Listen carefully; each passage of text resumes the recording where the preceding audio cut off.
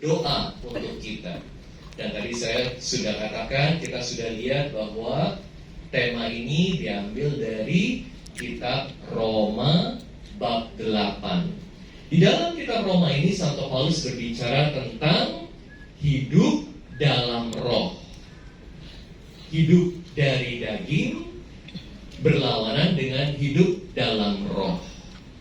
Maka saya mau mengajak Anda untuk melihat bagaimana kita, orang-orang yang sudah ditebus oleh Kristus, hidup dalam Roh Kudus.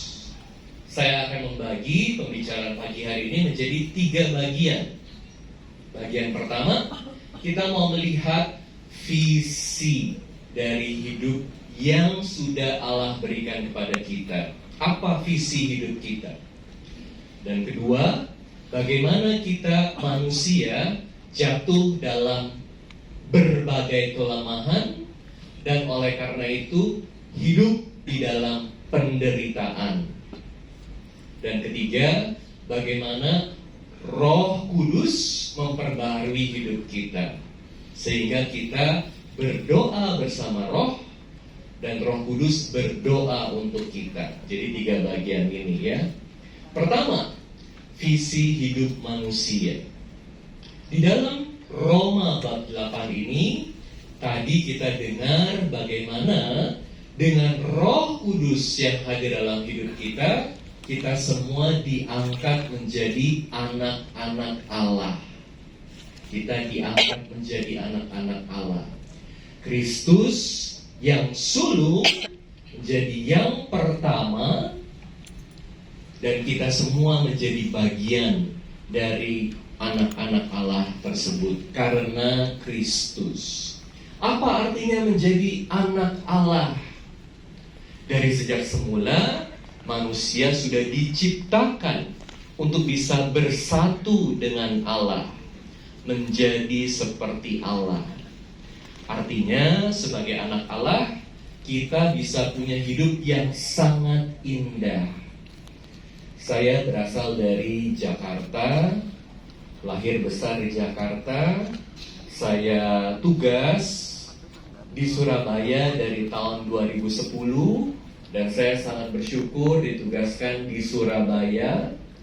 Ada Monsignor Vincentius Sutikno yang baru saja dipanggil kembali ke rumah Tuhan kurang dari 2 bulan yang lalu. Monsignor Vincentius Sutikno, beliau adalah uskup yang luar biasa, seperti Monsignor Mandagi juga ya, kalau bicara itu belak-belakan, lalu sering buat kita juga jadi ketawa. Senang sekali kalau dengerin Monsignor Vincentius Sutikno itu.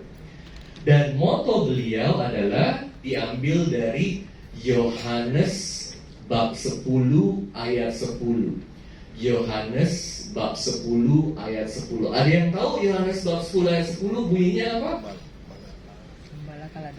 Aku datang untuk memberi hidup dan hidup yang berkelimpahan. Nah, ulang bersama saya. Aku datang untuk memberi hidup dan hidup yang berkelimpahan. Sekali lagi. Aku datang untuk memberi hidup dan hidup yang berkelimpahan. Artinya, kita sebagai pengikut Kristus itu sudah disiapkan untuk punya hidup yang berkelimpahan. Hidup yang indah, hidup yang penuh sukacita, hidup yang penuh semangat.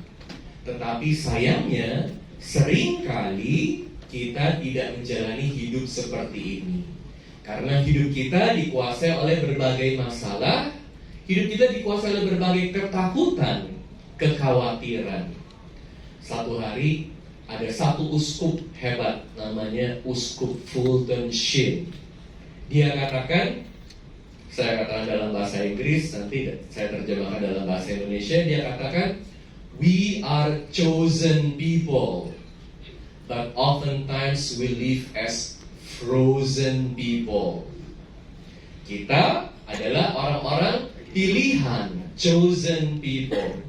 Tetapi seringkali kita hidup sebagai orang-orang beku, frozen people. Karena kita harusnya bisa melakukan banyak hal, bisa berkontribusi terhadap masyarakat, bisa hidup dalam kasih seperti api yang membara, penuh dengan semangat, hidup yang indah, berkelimpahan. Sayangnya seringkali kita dikuasai oleh ketakutan, kekhawatiran, masalah, jadi hidup sebagai orang-orang yang beku. Sayang, kita lupa bahwa dari sejak awal kita semua manusia diciptakan segambar, secitra dengan Allah. Anda percaya gak bahwa Anda sekalian, kita semua diciptakan segambar, secitra dengan Allah? Amin? Amin.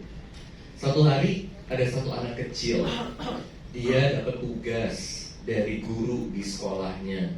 Coba kamu tanya sama orang tua kamu asal usul kamu.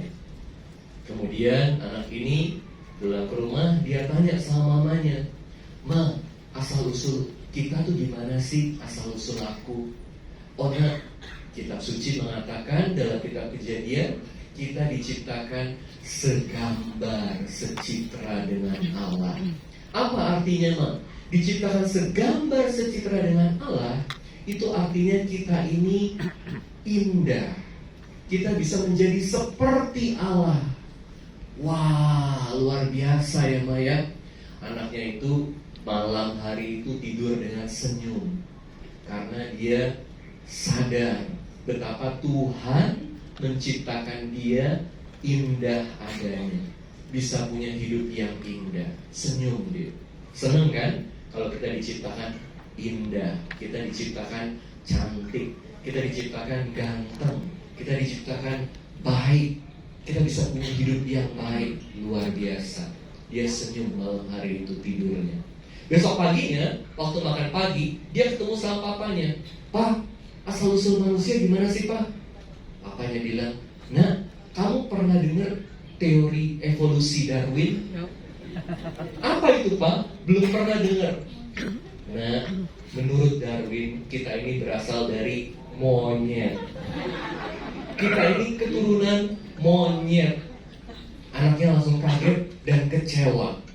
Dia pikirin terus, kok mama bilang kita diciptakan segambar, secitra dengan Allah? Kenapa papa bilang kita ini keturunan monyet? Dia gak bisa ngerti. Sebelum pergi sekolah dia tanya sama mamanya, "Ma, kemarin mama bilang kita ini diciptakan segambar, secitra dengan Allah. Tadi papa bilang kita ini keturunan monyet. Yang benar yang mana sih?" "Jangan khawatir, nak. Penjelasan mama itu tentang keluarga mama. Penjelasan papa tentang keluarga papa. Kamu pilih yang mana?" Ya. Nah, oke. Jadi anyway, kita bisa terus berpegang pada sabda Tuhan. Tentu dua hal ini adalah hal yang perlu kita renungkan sama-sama ya. Bukan berarti lalu dua-duanya secara total berlawanan, tapi ini subjek dari pembicaraan ilmiah. Yang saya mau katakan adalah bahwa untuk membuat hidup kita menjadi berarti, menjadi punya makna, kita harus berpegang bahwa pencipta kita, Allah yang Maha Kuasa, itu menciptakan hidup kita indah adanya, punya arti. Jadi kalau kita diciptakan segambar, secitra dengan Allah, itu artinya dari sejak awal mula kita diciptakan, Tuhan sudah punya rencana bahwa kita semua itu bisa menjadi sahabatnya.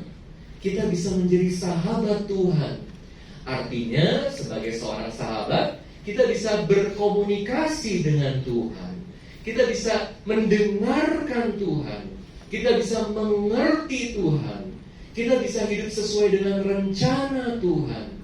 Karena kalau Anda dan saya tidak diciptakan segambar, secitra dengan Allah, pertanyaannya, bagaimana kita bisa mengerti Tuhan? Gak bisa kan?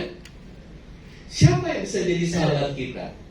Anjing bisa jadi sahabat kita gak? Terbatas kan? Anjing bisa temenin kita, bisa sama-sama jalan di taman, ya, setia sama kita.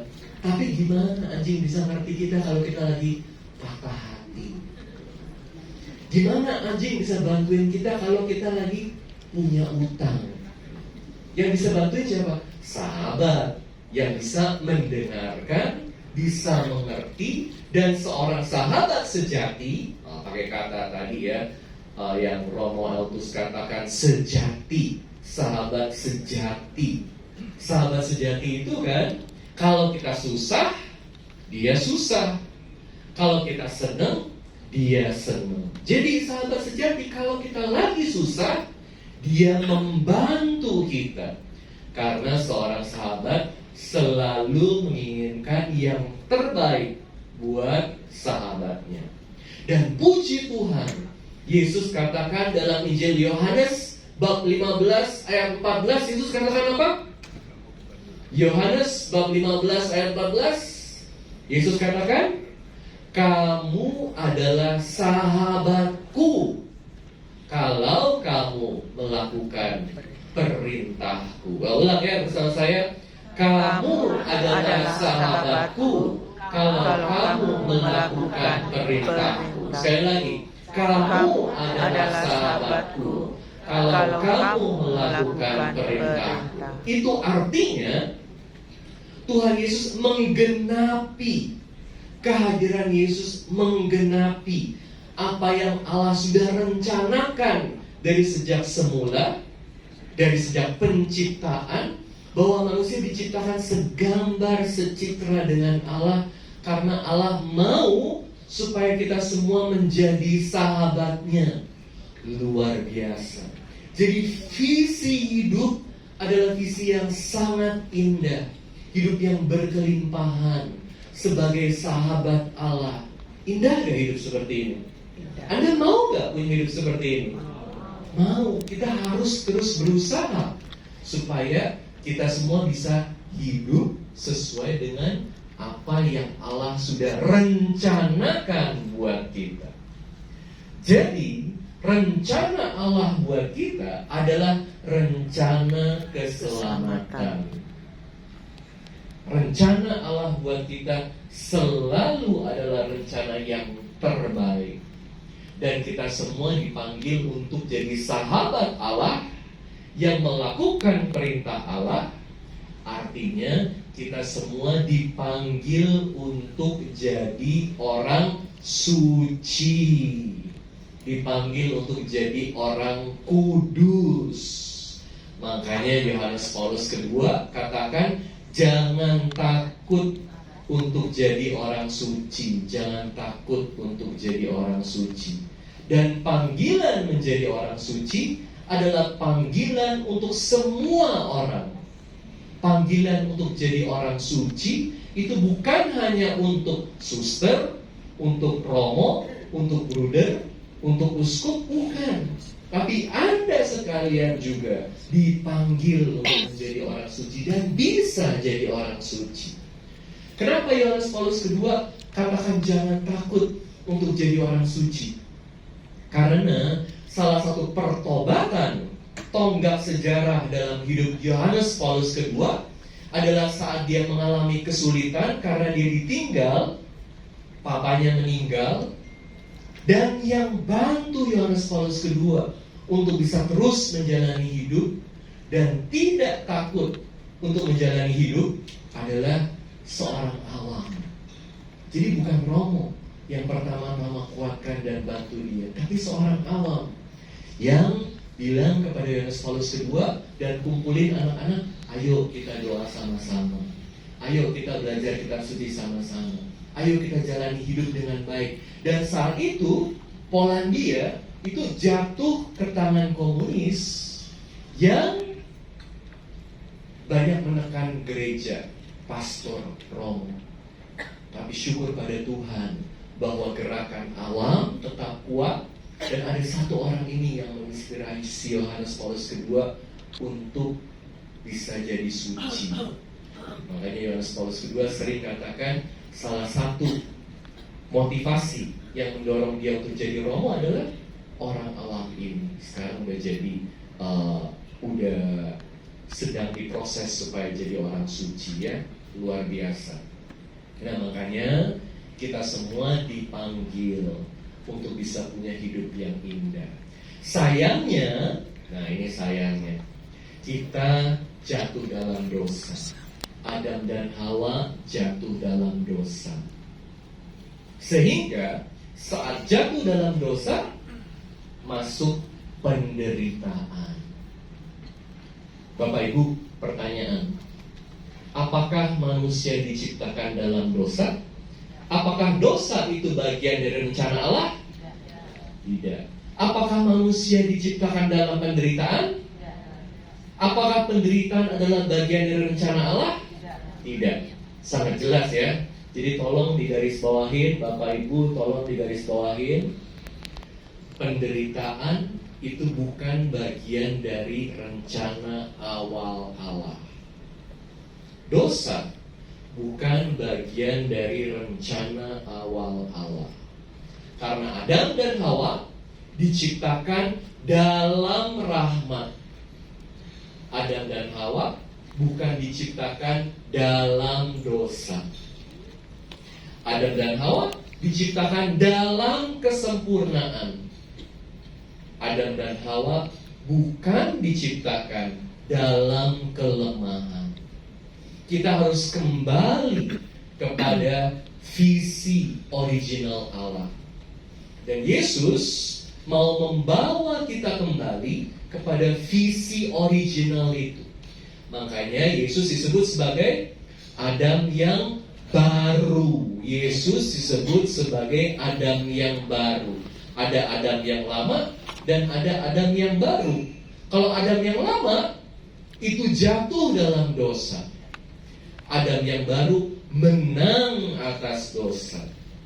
Oleh karena itu, kita semua harus berjuang bersama Kristus, bersama Roh Kudus, supaya kita menang atas dosa.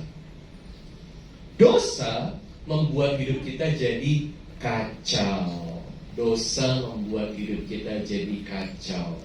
Makanya kalau mau buat dosa sekecil apapun, hati-hati.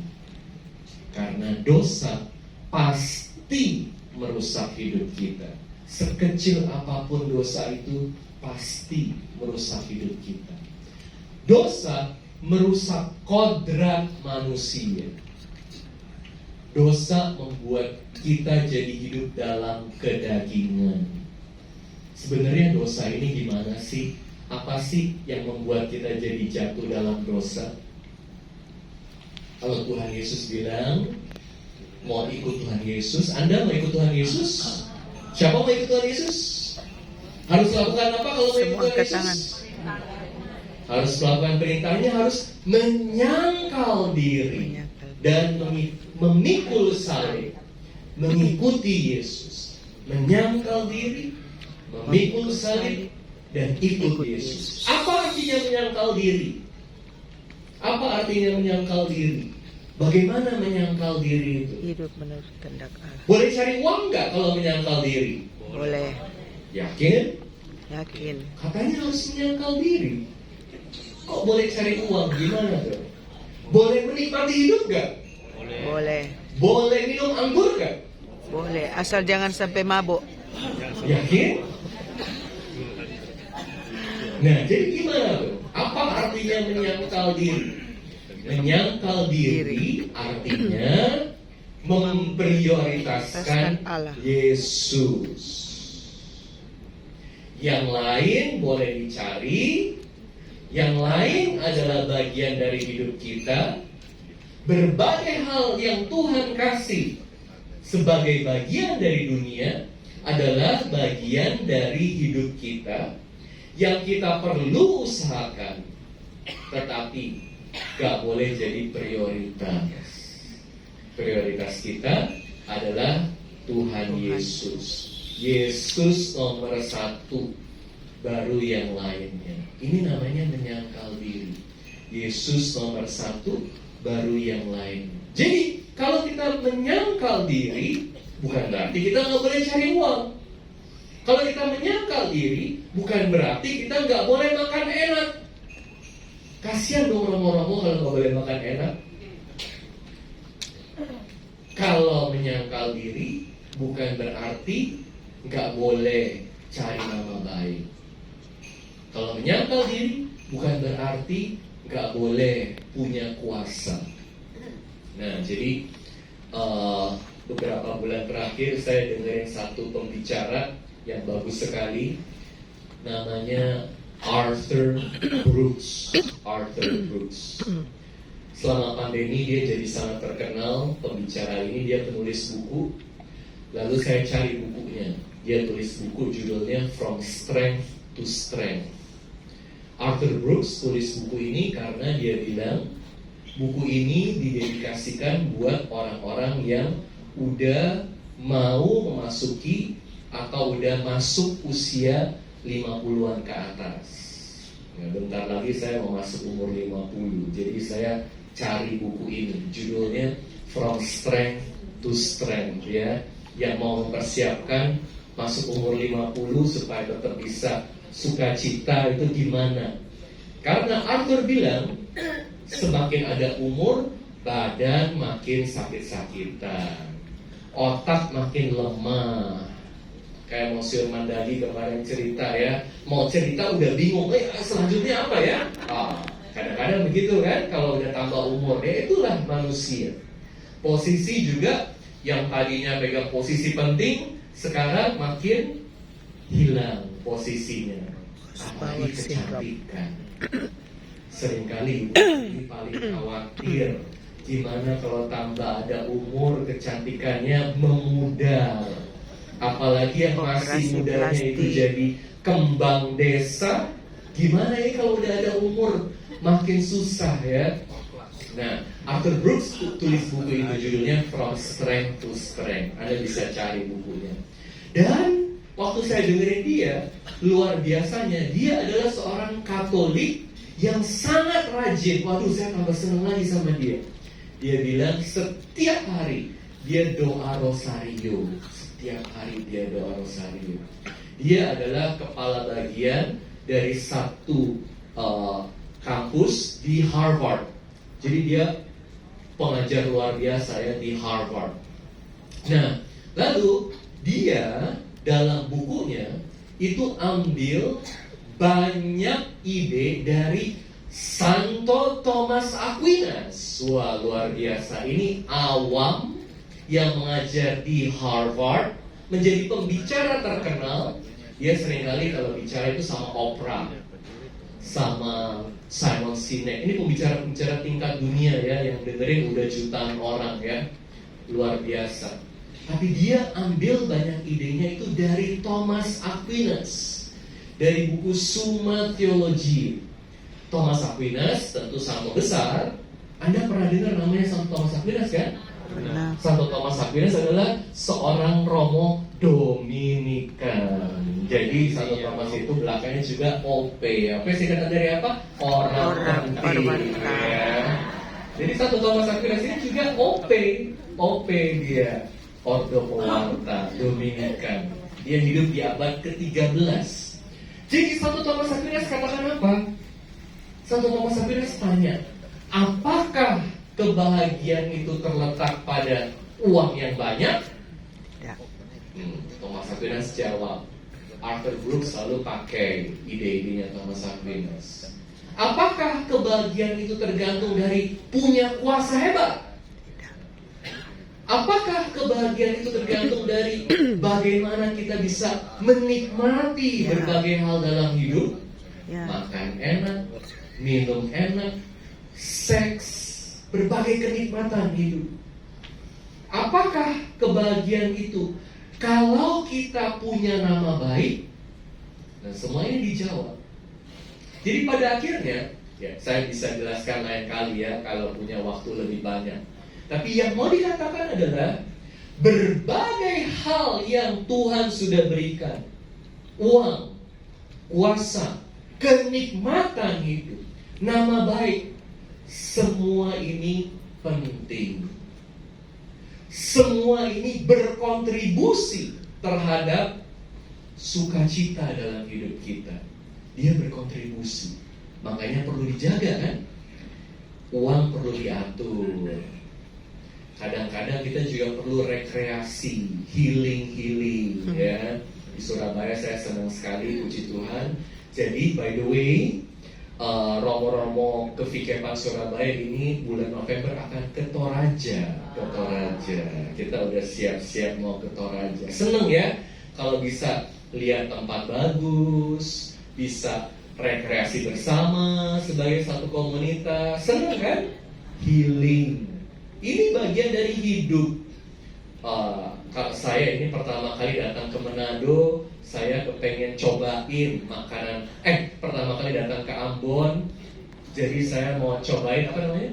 Papeda. Nah, papeda itu ntar siang. Pertama kali mau cobain. Gimana sih? Ini adalah bagian dari hidup. Punya teman-teman, punya nama baik, ini juga penting. Tetapi bukan yang paling penting. Jadi yang paling penting adalah mencari Tuhan Yesus, ikut Tuhan Yesus, hidup bersama Tuhan Yesus. Karena apa? Karena Yesus yang memberi kepada kita hidup kekal.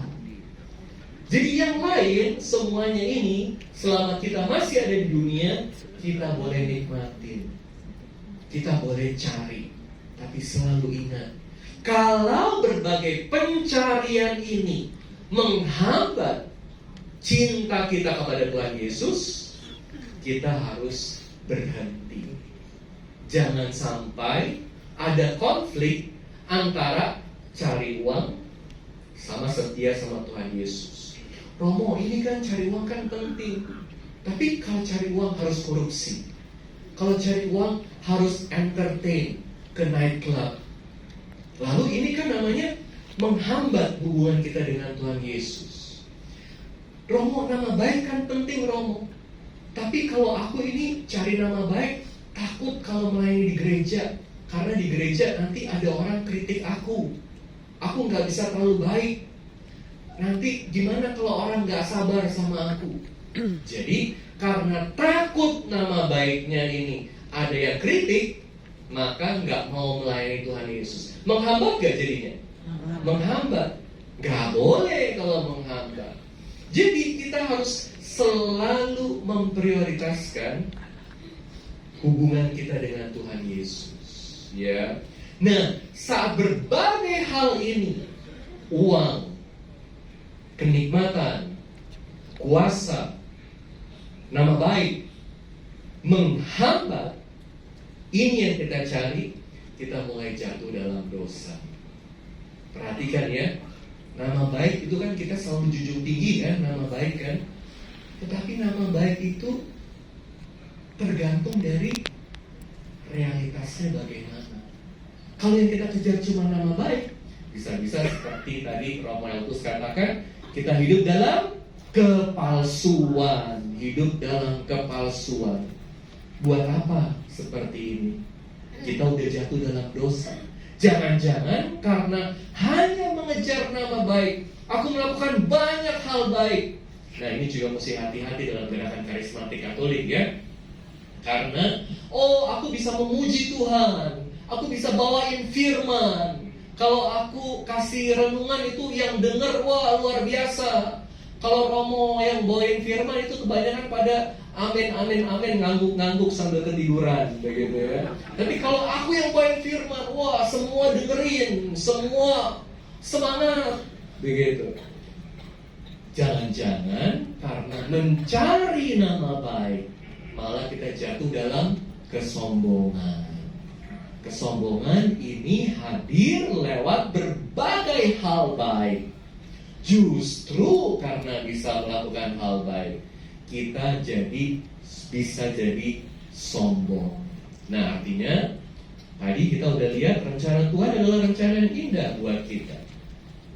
Tapi manusia sayangnya jatuh dalam dosa, hidup dalam dosa. Dosa membuat berbagai prioritas dalam hidup kita jadi kebalik-balik. Lihat ya, harusnya kan ordernya, susunannya adalah Yesus pertama, yang lain baru selanjutnya. Tapi karena dosa, kita cari uang nomor satu. Yesus nomor sekian kita nggak tahu. Atau popularitas nomor satu. Yang penting banyak followernya. Ini bahaya loh. Yesus ya harus mewartakan sabda Tuhan. Mewartakan sabda Tuhan. Katakan kebenaran. Kadang-kadang untuk mengatakan kebenaran ini sakit hati ya. Bisa bikin orang sakit hati. Karena aku nggak mau jadi tidak populer, nggak usah dikatakan deh. Yang penting populernya.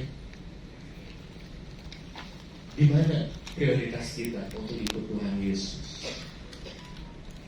Di sini kita mulai hidup dalam dosa, jatuh dalam dosa, dan dari satu dosa dibawa kepada dosa yang lain, sehingga pikiran kita jadi gelap dan hati kita jadi lemah. Itu efek dosa. Ulang ya, Bapak Ibu. Harusnya kita ini kan manusia yang kuat. Harusnya hidup kita adalah hidup yang indah.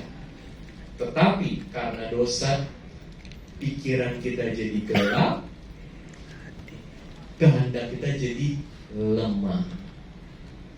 Apa artinya pikiran yang gelap? Pikiran yang gelap artinya kita tidak bisa lagi membedakan mana yang benar, mana yang salah. Kita jadi tidak bijaksana. Perhatiin nggak? Kalau semakin hidup dalam dosa, kita jadi semakin bodoh, Bapak Ibu. Semakin hidup dalam dosa jadi semakin bodoh. Kenapa? Karena yang salah jadi benar. Yang benar jadi salah. Satu hari ada satu orang masuk ke satu perusahaan. Dia punya idealisme yang sangat tinggi.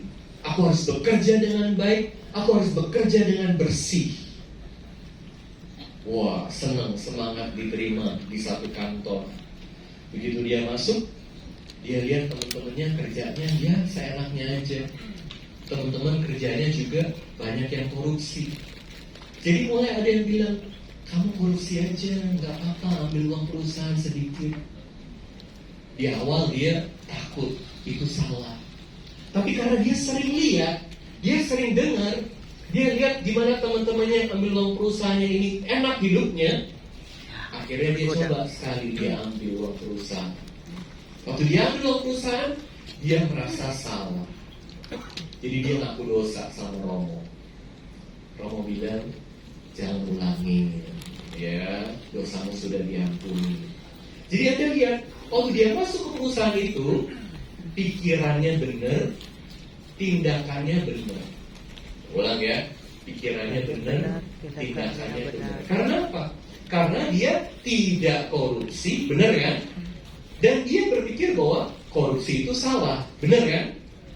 Pikirannya benar, tindakannya benar. Tapi dia kemudian mulai jatuh dalam dosa. Dia mulai korupsi. Saat dia korupsi, tindakannya salah, tapi dia masih merasa bersalah. Jadi dia tahu bahwa korupsi itu salah. Jadi pikirannya benar gak? Benar. Benar, pikirannya benar. Makanya dia ngaku dosa. Makanya dia merasa bersalah. Jadi itu tahap kedua. Saat kita jatuh dalam dosa, tindakan kita salah, pikiran kita benar. Puji Tuhan, pikirannya masih benar. Jadi artinya pikirannya masih terang kan? Tapi jalan terus dalam dosa, jalan terus dalam dosa. Dia makin korupsi dan makin korupsi, makin besar, hidupnya semakin enak dengan korupsi. Satu hari ada pegawai baru datang ke kantor itu, dia bilang, kamu korupsi aja, nggak apa-apa. Lihat hidup saya enak kan hidupnya kan? Nggak apa-apa korupsi. Artinya pikirannya udah salah, tindakannya salah, pikirannya salah. Ini artinya otaknya sudah jadi gelap. Dia sudah nggak bisa bedain mana yang benar, mana yang salah. saat kita dikuasai oleh dosa, kita jadi pribadi yang seperti ini. Makanya kadang-kadang heran kan, kok bisa ya orang tuh hidupnya seperti itu? Karena apa? Ya karena dosa menguasai dia. Akibatnya satu hari bisa hancur hidupnya. Seperti kemarin Monsignor bilang, kok menteri Katolik begitu? Kok petugas pajak Katolik hartanya bisa begitu banyak? Anda dengar kan? Di berita kan? Ini orang-orang Katolik. Di mana Roh Kudus? Kenapa bisa begitu? Karena kita dikuasai oleh dosa. Katanya ketua lingkungan, katanya ketua PD, tapi kok kerjanya ngomongin orang terus. Katanya aktivis gereja, tapi kenapa kok sedikit-sedikit marah? Gak ada kesabaran. Katanya Romo kepala paroki, tapi kok kata-katanya tajam banget, dendam terus. Di mana Roh Kudus? Tapi tentu ini bukan di Ambon, di Makassar, dan di Manado ya. Dan ini, Surabaya. Di Surabaya. Surabaya. Nah, oke. Jadi kita lihat. Nah, saat Anda mulai dikuasai oleh dosa, Anda mulai dikuasai oleh ambisi misalnya. Hidup bisa jadi bahagia gak? Susah. Arthur Brooks katakan, ingat ya, dia ambil lagi dari Thomas Aquinas. Jadi inspirasinya ini sangat Katolik, Arthur Brooks, puji Tuhan. Dia katakan, karena dia mengajar, kelasnya di Harvard adalah bagaimana menjadi bahagia. Luar biasa ya. Kelas di Harvard University. Kelasnya adalah bagaimana menjadi bahagia. Anda menjadi bahagia nggak? Salah satu hal yang buat orang jadi kehilangan kebahagiaan. Arthur Brooks katakan ada research yang bilang tingkat depresi di antara para pemimpin perusahaan yang sangat besar itu lebih tinggi daripada tingkat depresi dari orang-orang biasa. Kok bisa begitu?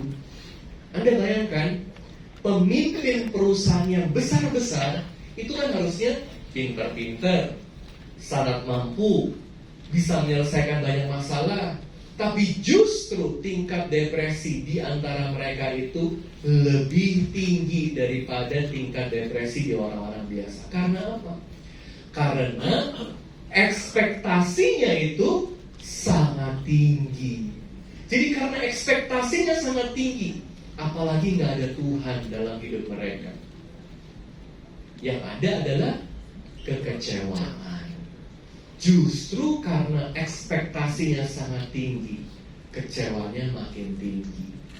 Jadi kalau mau bahagia, kuncinya itu bukan hanya belajar mendapatkan apa yang Anda inginkan. Tentu mendapatkan apa yang Anda inginkan kan bikin bahagia kan? Betul? Betul. Tapi elemen lainnya adalah mengurangi apa yang Anda inginkan. Mengurangi apa yang Anda inginkan.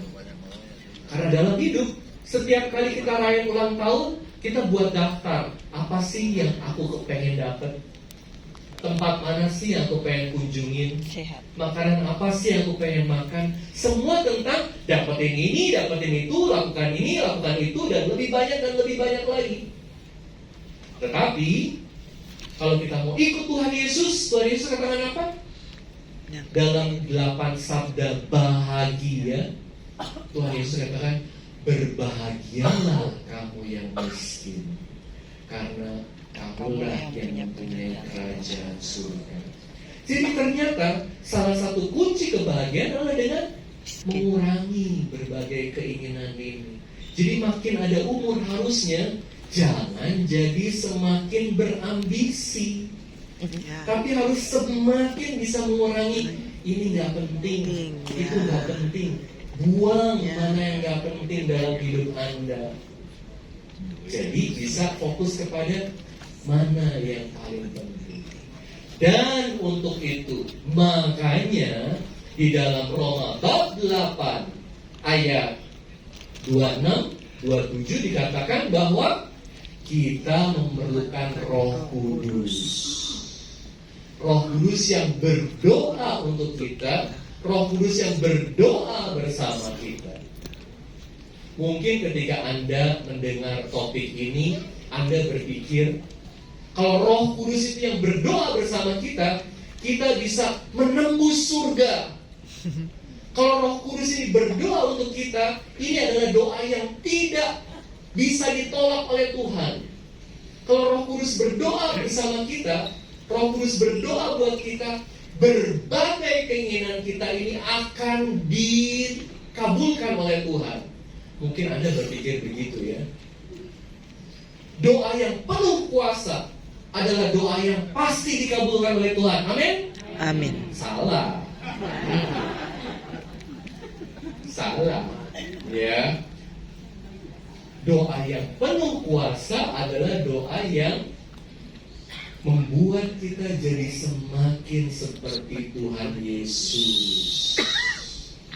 Karena doa Anda dikabulkan atau tidak dikabulkan sesuai dengan keinginan Anda, itu bukan ukurannya.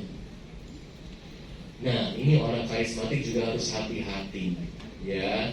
Jangan sampai bilang doaku lebih punya kuasa dari orang lain karena doaku ini yang dikabulkan. No. Tuhan kabulkan doa kita itu bukan tergantung dari doa Anda. Doanya gimana? Bukan itu kriterianya. Tuhan kabulkan doa kita kalau doa kita sesuai dengan kehendak Tuhan. Jadi pada akhirnya doa itu bukan untuk mengubah Tuhan. Doa itu untuk mengubah kita. Amin. Ulang ya. Doa bukan untuk mengubah Tuhan. Tadinya Tuhan gak mau kasih, lalu Tuhan kasih. No.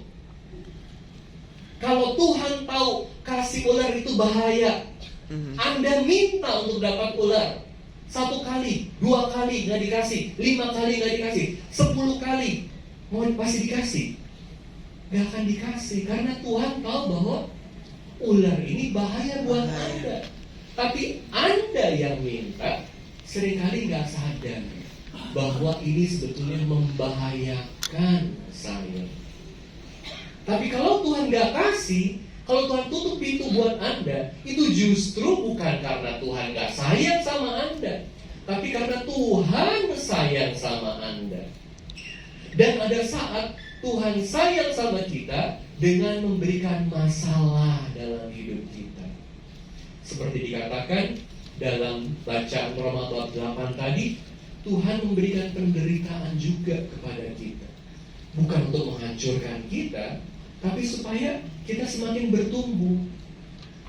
Justru kalau ada penderitaan, justru kalau ada masalah, ini kan jadi kesempatan di mana kita juga bisa semakin bertumbuh menjadi seperti Kristus. Suatu hari ada satu anak kecil, dia lihat kepompong.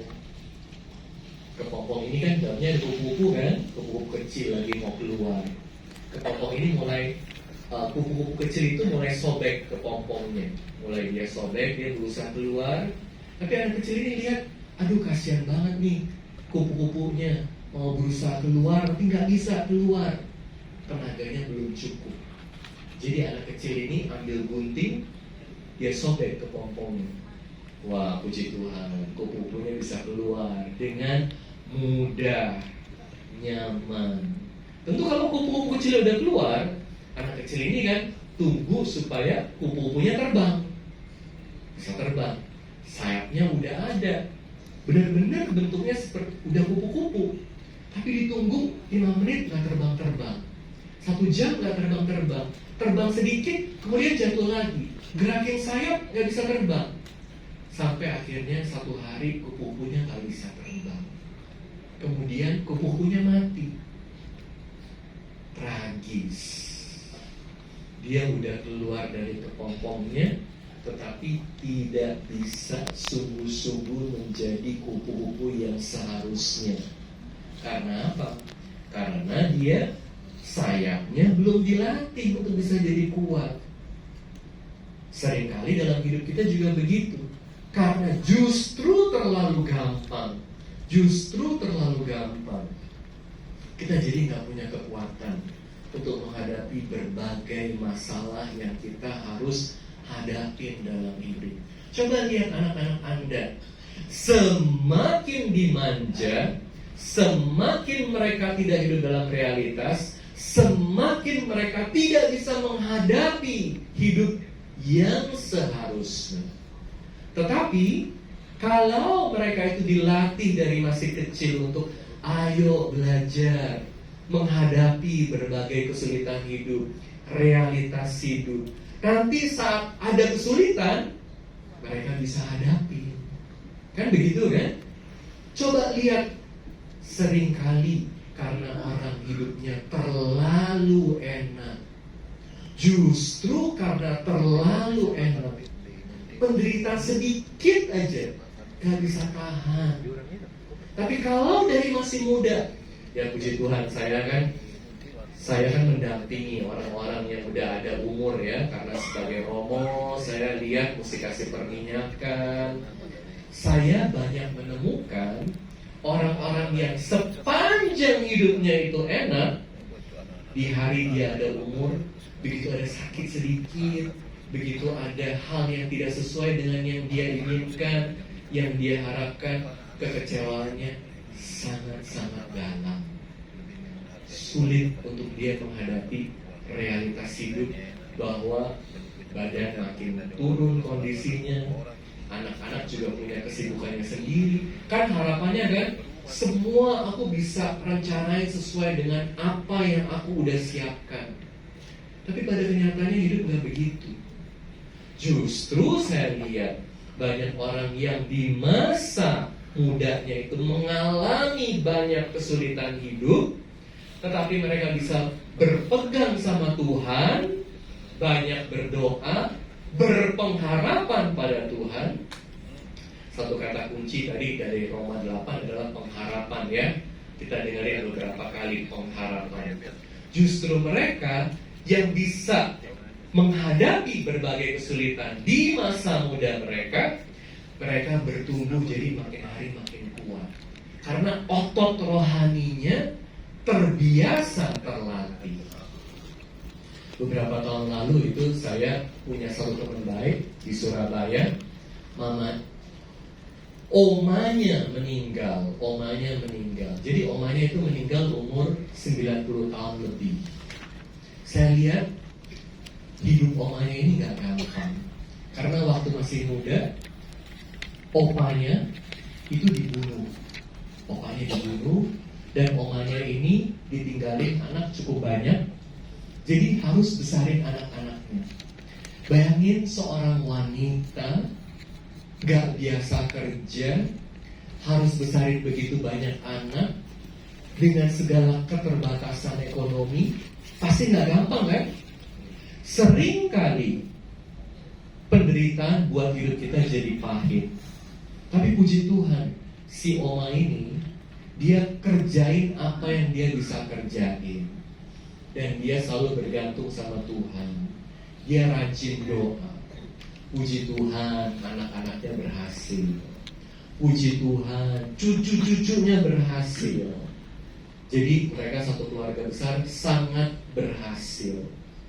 Yang oma ini lakukan setiap hari, anak-anaknya udah berhasil, cucu-cucunya berhasil, dia selalu doa rosario pagi, siang, sore, malam. Tapi artinya dalam hidup dia sudah terbiasa mengandalkan Tuhan. Kan begitu kan? Nah, karena dia udah ada umur, udah susah ke gereja, biasanya asisten imam datang ke rumahnya hari Minggu untuk kasih komuni. Hari Minggu itu si oma udah mandi, udah bersih, udah dandan, duduk di kursi yang biasa dia duduk untuk siap terima komuni. waktu asisten imam datang, omanya udah meninggal di tempat duduk. Tenang sekali, luar biasa, meninggalnya indah sekali. Tapi yang saya belajar dari oma ini adalah karena di dalam hidupnya dia selalu mengandalkan Tuhan. Dia rajin berdoa. Dia selalu hidup dengan pengharapan. Di saat akhir hidupnya, sampai di akhir hidupnya, dia selalu bersandar pada Tuhan Yesus. Berdoa bersama Roh Kudus. Berdoa dengan Roh Kudus dan Roh Kudus berdoa untuk kita. Artinya kita semakin dibentuk menjadi seperti Kristus. Ini maksudnya. Dengan segala penderitaan hidup kita, kita juga semakin dijauhkan dari dosa, bertumbuh di dalam kekudusan. Nah, Anda mau gak supaya pikiran Anda semakin hari semakin cerah, semakin terang, semakin mengerti kehendak Tuhan Yesus? Mau gak? Gimana caranya supaya semakin mengerti kehendak Tuhan Yesus? Baca kitab suci, very good. Cukup baca aja? Harus apa? Melakukannya. Nah, jadi orang-orang karismatik harus bertumbuh dalam kesucian, bertumbuh menjadi orang yang bijaksana dengan rajin membaca dan melakukan kitab suci, melakukan perintah Tuhan Yesus. Karena dengan demikian, hari demi hari kita akan menjadi seperti Yesus. Roh Kudus yang memberikan pencerahan kepada kita. Kalau jauh dari Tuhan Yesus, kita sulit untuk mengerti Yesus. Tetapi semakin dekat. Siapa yang udah ikut karismatik 10 tahun? Siapa yang udah ikut karismatik 20 tahun? 30 tahun? 38 tahun. Ada yang udah 30 tahun? 38 Saya ikut karismatik udah dari saya masih kecil. 38. Ya, berarti udah BPK sudah ke 38. gak aktif, tapi Dari awal tuh. dari saya masih kecil Dari ya, sisi 37. udah diajak sama orang tua, Sudah. ayo ikut persekutuan doa, begitu ya. Nah, jadi kalau kita makin dekat Yang tua-tua. sama Tuhan, Kita kita palingan juga kita ini akan semakin 20-an. mengerti apa yang Tuhan mau dalam hidup kita. Saya tahun 2000. Satu hari Saya ada tahun satu 2000. bapak. Satu bapak ini sama istrinya, mereka merayakan ulang tahun pernikahan yang pertama. Ulang tahun pernikahan yang pertama. Istrinya kepengen sekali dikasih hadiah cincin berlian. Tapi istrinya malu bilang sama suaminya bahwa dia kepengen dapat hadiah cincin berlian. Malu bilang sama suaminya. Jadi dia cari cara gimana ya untuk bilang sama suamiku bahwa aku kepengen dapat cincin berlian. Dia dapat ide. Pagi-pagi waktu makan pagi dia tanya sama suaminya, Han, kamu ingat gak ini hari apa? Ya ingat lah Han, ini kan hari ulang tahun pernikahan kita yang pertama. Aduh senang istrinya, puji Tuhan. Semalam aku mimpi aku dapat cincin berlian. Puji Tuhan, masih ada 5 menit. Semalam aku mimpi aku dapat cincin berlian. Kemudian suaminya bilang, oh kamu mimpi dapat cincin berlian? Iya. Terus istrinya bilang, apa ya artinya ya? Tahu kan? Istrinya kepengen supaya dia dikasih cincin berlian. Jadi suaminya pikir, aku nggak tahu sih apa artinya. Jangan khawatir, nanti malam kamu akan mengerti apa arti mimpi kamu. Waduh, istrinya senang sekali. Ini artinya pesan sudah tersampaikan. Ya, aku mau dapat hadiah cincin berlian. Jadi hari itu istrinya penuh dengan sukacita, keinginannya akan segera terpenuhi. Sama kan kalau kayak kita kan doa terkabul kan, buat doa syukur, puji Tuhan, senang ya. Nah, jadi hari itu istrinya itu udah siapin makanan kesukaan suaminya. Rumah dibersihin ya, wah jadi bersih, mengkilat, wangi. Makanan udah disiapin karena mau makan malam spesial. Suaminya pulang kerja, kaget suaminya, kok rumah beda hari ini ya, ada candle segala begitu ya. Terus udah gitu masuk ke ruang makan, udah lihat nih ada makanan kesukaannya, luar biasa. Suaminya senang sekali. Terus udah gitu mereka duduk di meja makan, suaminya berdoa mau makan, istri bilang, tunggu dong Han, Hani, tadi kan kamu bilang aku akan mengerti apa arti mimpiku. Oh jangan khawatir, aku tidak lupa. Dia keluarin dari tasnya, ya hadiah buat istrinya. Istrinya kan deg-degan, excited. Dia buka hadiahnya, isinya adalah buku. Apa arti mimpi Anda? Dibilangin, kamu akan mengerti apa arti mimpi. Jadi katanya buku, apa arti mimpi Anda? Nah, Bapak Ibu, ini kalau baru menikah 1 tahun. Artinya belum terlalu mengerti satu dengan yang lain. Kan begitu kan Bapak Ibu kan, kalau baru 1 tahun kan. Tapi kalau udah 10 tahun, 20 tahun, 30 tahun menikah dan hidup dalam kasih, itu artinya pemikirannya udah sejalan, hatinya sudah sejalan, sehingga nggak perlu banyak kata-kata, udah ngerti maunya apa. Kode-kode. Santo-santa itu begitu Bapak Ibu sama Tuhan Yesus. Jadi kalau dia begini, artinya kalau kode-kode. Karena dia begitu bersatu sama Tuhan Yesus. Ada Karena Roh Kudus hidup dalam hatinya, sehingga nggak perlu banyak kata-kata. Hidupnya itu sudah sepikiran, sejalan, sehati dengan Tuhan Yesus. Roh Kudus yang hidup dalam hatinya itu yang menggerakkan berbagai keinginannya, hasratnya. Makanya kalau orang kudus, Anda mau hidup Anda jadi penuh dengan sukacita, caranya gimana? Bangun kekudusan, bangun kekudusan. Anda lihat lebih enak jadi orang sabar atau jadi pemarah? Sabar kan? Dari awal ini saya rekam tidak berhenti. Lebih enak punya banyak atau butuh sedikit? Kalau punya banyak, keinginannya lebih banyak, nggak pernah puas. Tapi kalau butuh sedikit, punyanya sedikit, nggak apa-apa. Kan begitu kan?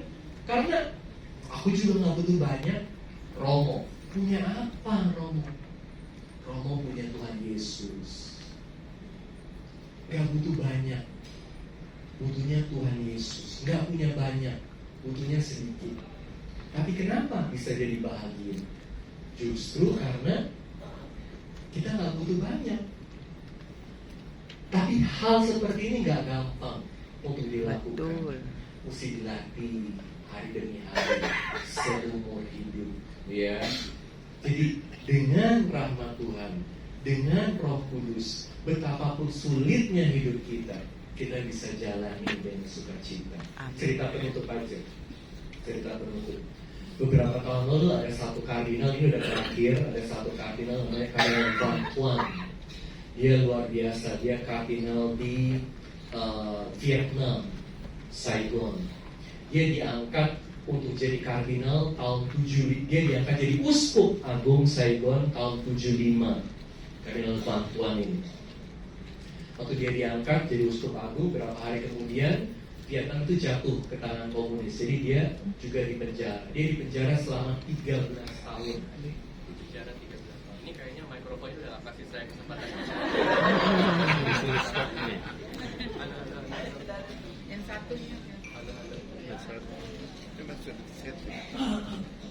Habis baterai. Tidak setting gitu. Sudah selesai memang Romo. Terakhir, terakhir.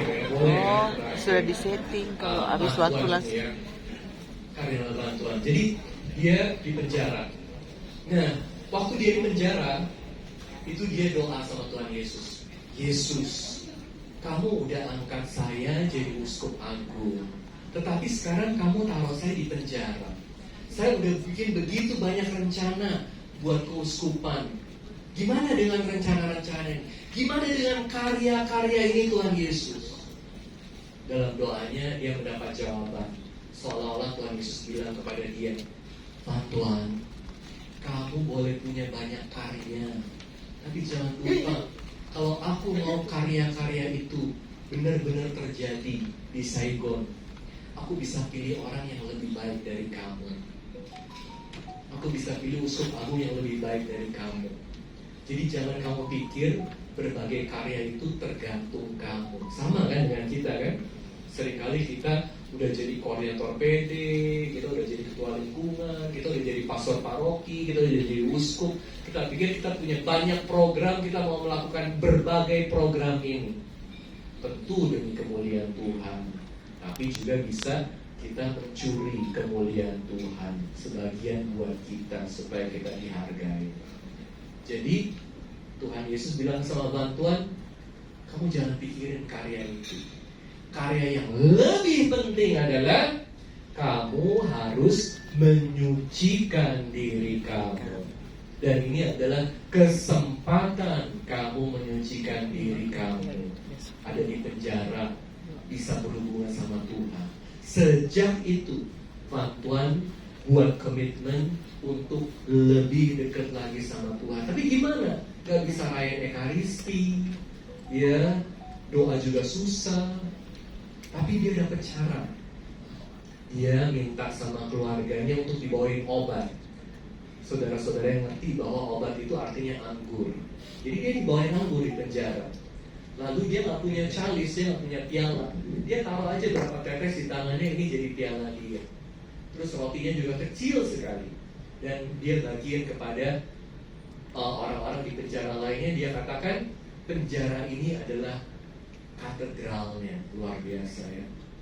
Saking dia ini selalu membawa sukacita, ada di penjara tetapi selalu membawa sukacita. Ada di penjara selalu membawa pengharapan. Komunis itu taruh orang-orang di penjara untuk mematahkan pengharapan mereka. Jadi kalau udah gak ada pengharapan, gampang diindoktrinasi. Tapi selama masih ada pengharapan, mereka akan hidup dengan imannya. Tapi bantuan ini benar-benar membawa pengharapan buat orang-orang Katolik yang ada di penjara itu. Dan bahkan ada banyak yang jadi Katolik karena dia. Akhirnya pemerintah komunis putusin dia gak boleh lagi dipenjara sama orang-orang lain. Dia dipenjara sendiri aja. Sendiri di penjara.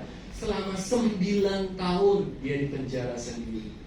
Tapi hebatnya, walaupun dia sendiri, ada saat dimana dia merasa jatuh, ada saat dimana dia merasa lemah, selalu menjadi kekuatan dia adalah doa. Jadi dia terus berpengharapan walaupun hidup di penjara sendiri. Akibatnya, orang yang jaga penjara itu kan dia sendiri kan, mesti ada yang jaga. Itu selalu dia pengaruhin. Sampai mesti sering tuker penjaga supaya jangan sampai penjaganya jadi Katolik. Penjaganya itu tanya, ada beberapa penjaga yang tanya, bantuan, tolong ajarin kita bahasa Latin karena kita ada ujian bahasa Latin. Ternyata mereka ada ujian bahasa Latin. Bantuan bilang, oh, kamu mau nggak saya ajarin lagu-lagu dalam bahasa Latin? Oh, boleh, kita belajar lagu-lagu dalam bahasa Latin. Jadi orang-orang komunis, penjaganya belajar lagu Salve Regina. Bantuan bilang, hati saya itu dipenuhi dengan sukacita. Kalau pagi hari saya bangun pagi, itu penjaga dari kamar mandinya, dia nyanyi Salve Regina, Mater Misericordia. Ya, orang komunis nyanyi bahasa Latin di penjara, dan itu adalah satu pujian buat Tuhan. Gimana dia nggak dipenuhi dengan sukacita? Jadi sepanjang dia di penjara, dia mempengaruhi begitu banyak orang. Dan yang juga menjadi kekuatan adalah salibnya. Dia nggak boleh punya salib. Jadi apa yang dia lakukan? Dia bikin dari 2 kayu kecil, dia kasih kawat, terus dia taruh dalam sabun supaya orang nggak ada yang tahu bahwa itu adalah salib dia. Dan itu yang selalu menjadi kekuatan. Di mana hari demi hari dia katakan, Tuhan buat supaya lewat penderitaanku semakin banyak orang diselamatkan. Kalau kita berdoa dengan Roh Kudus berdoa bersama kita, bukan berarti bahwa Roh Kudus akan membantu kita supaya mendapatkan semua yang kita inginkan. Tapi Roh Kudus pasti membantu kita untuk semakin menjadi pribadi yang penuh terang, menjadi pribadi yang penuh kasih seperti Tuhan Yesus sendiri, dan kita semakin menjadi sahabat Tuhan Yesus. Amin. Amin. Tuhan memberkati.